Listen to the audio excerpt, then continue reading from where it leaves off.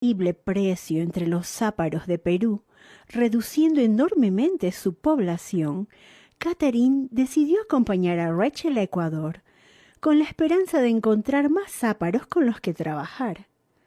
No obstante, hasta que lograra localizarlos, estaba dispuesta a ayudar a Rachel en su aprendizaje del idioma auca. Finalmente, el piloto hizo virar la avioneta hacia la derecha y enfiló el aparato con el río para realizar el amarraje. Momentos después, los flotadores del hidroavión se deslizaban por la corriente del Anzu, un tributario del Napo. Luego, la avioneta avanzó lentamente hasta la orilla, hasta situarse frente al camino de entrada a la hacienda Ila. Rachel y Catherine desembarcaron y bajaron sus pertenencias del aparato, mientras un grupo de personas salía de la hacienda para darles la bienvenida.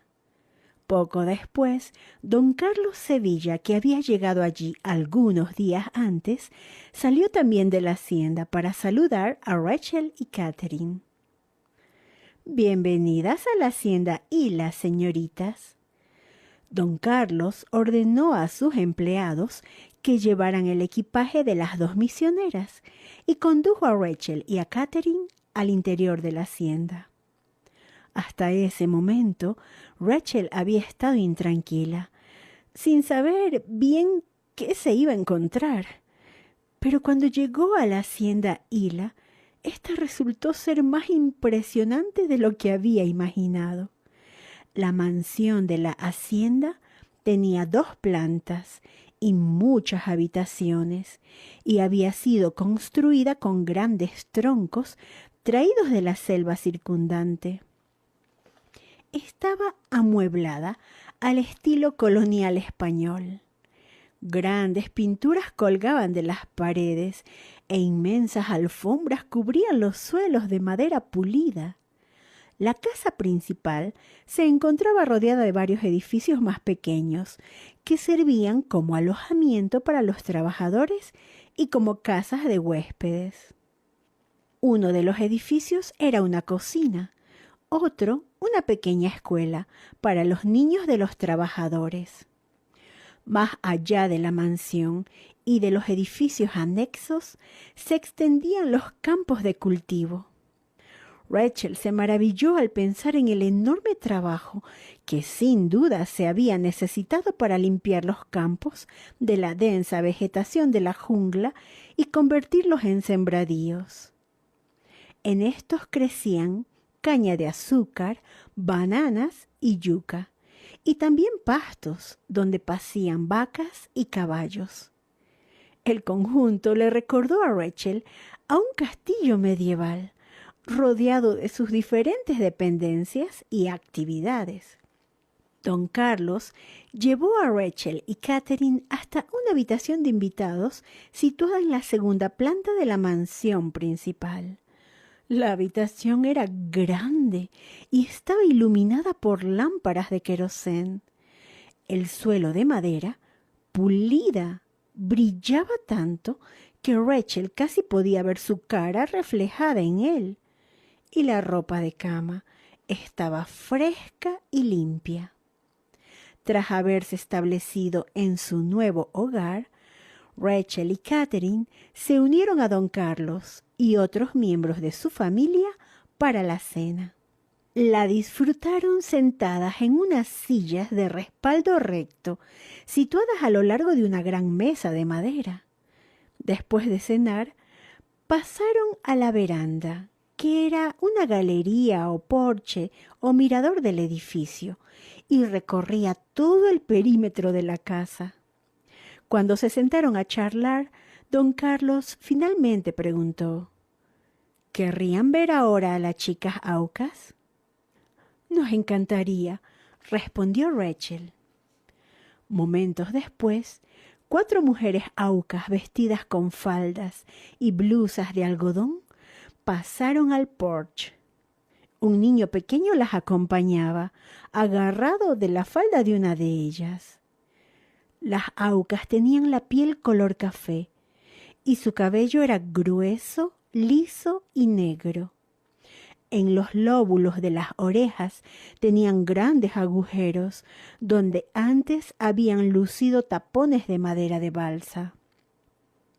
Don Carlos se las presentó a Rachel y Catherine, quien empezó a hacerles preguntas en quechua, el idioma que hablaban los demás indígenas que trabajaban en la hacienda y que las mujeres entendían y hablaban. Tras unos pocos minutos, Catherine le dijo a Rachel que 2 de las 4 chicas eran en realidad quechuas que habían vivido muchos años entre los aucas y que ambas, junto con una tercera chica que sí era auca, la más joven del grupo, habían olvidado ya el idioma. A continuación, señalando a la mujer que llevaba el niño pequeño a su lado, dijo a Rachel: la única que todavía puede hablar el idioma auca es esta chica, que se llama Dayuma. Rachel sintió que el corazón se le disparaba de emoción. Por fin había encontrado a alguien que podía hablar el idioma de aquella tribu. Pregúntele si estaría dispuesta a ayudarnos a aprender su lengua, pidió a Catherine. Dayuma contestó con unas pocas palabras en quechua. Sí, está dispuesta, dijo Catherine exultante.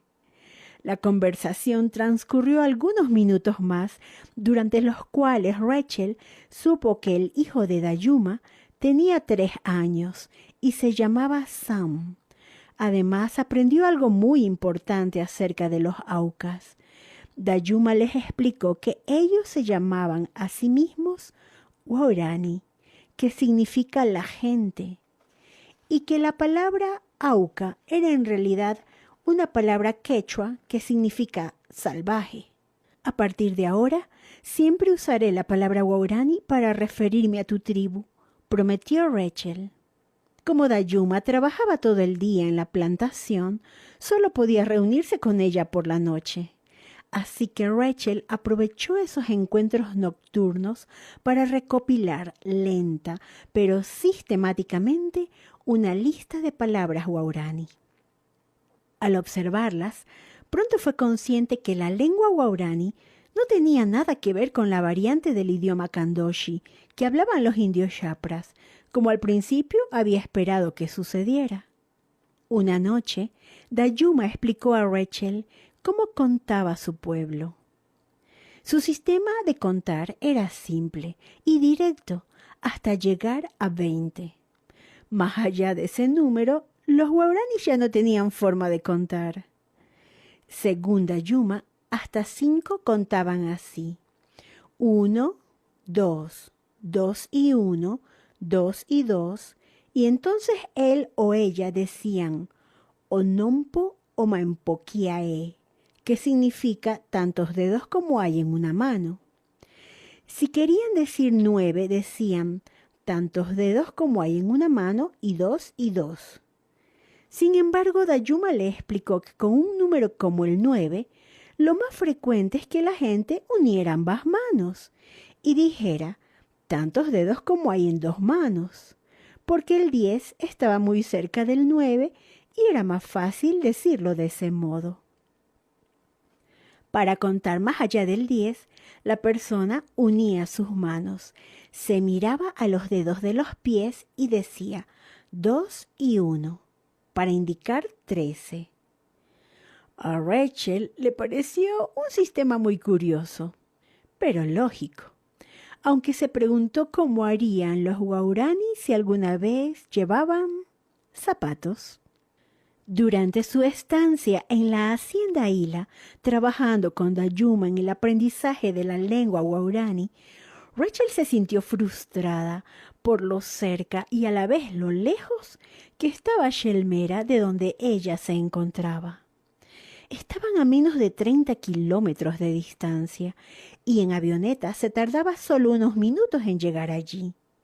De hecho, Nate sobrevolaba con cierta frecuencia la hacienda y dejaba caer el correo de las misioneras, pero no podía aterrizar, ya que no había ninguna pista y su misión no disponía de un hidroavión para llegar allí.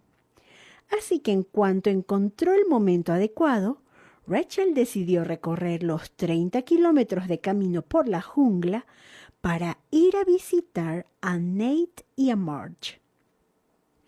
Por entonces ellos ya tenían 3 niños. Su última incorporación había sido un bebé rubio al que llamaron Philip, como uno de los hermanos de Nate y Rachel. Como de costumbre, nada más llegar Rachel a Shelmera, ambos hermanos se pusieron al día en todas las novedades. Nate seguía tan entusiasmada como siempre con todos sus proyectos. Le contó a Rachel que había logrado perfeccionar su técnica de línea en espiral y que estaba más ocupado que nunca en Oriente. En los 7 años que Marge y él llevaban en Shelmera, el número de misioneros que trabajaban en la zona había pasado de 12 a 25. Nate no se daba importancia a sí mismo, pero Rachel sabía que la supervivencia de las 9 bases misioneras dependían de la avioneta Piper de su hermano, de su habilidad como piloto y de las 5 nuevas pistas de aterrizaje que se habían construido. De hecho, Nate y Marge estaban tan ocupados intentando atender a las necesidades de las bases esparcidas por toda la zona que la misión había decidido enviar a otra pareja misionera a Shelmera para que les ayudara a sobrellevar la carga de trabajo. Para alojarlos, Nate había construido otra casa junto a Shelmerita, que en ese momento ocupaba el matrimonio Keenan, formado por Johnny, Ruth y sus 2 chicos gemelos. Con el nuevo piloto llegó también una segunda avioneta, una Piper Cruiser de color amarillo, que Nate solía utilizar la mayoría de las veces en lugar de usar su avioneta Pacer. Nate parecía especialmente entusiasmado con los últimos 3 misioneros que habían llegado a la zona. Los llamaba los 3 hermanos, porque todos trabajaban bajo los auspicios de la Iglesia de los Hermanos de Plymouth. Jean Elliot, Ed McCauley y Pete Fleming eran graduados universitarios y contagiaron a todos con su entusiasmo mientras establecían bases misioneras en pequeños pueblos de toda la zona.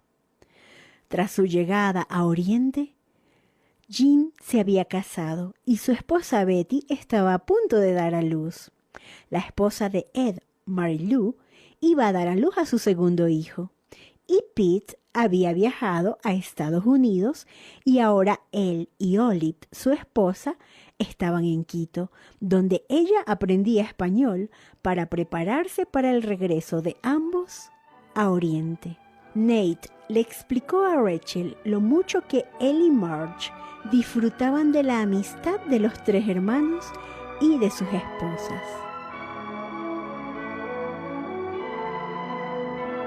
Esta fue la lectura del libro Una estrella en la jungla. La vida de Rachel Saint, escrito por Janet y Joe Bench y publicado por Editorial Jukum. Ha estado escuchando Clásicos Cristianos. Si desea escuchar nuevamente este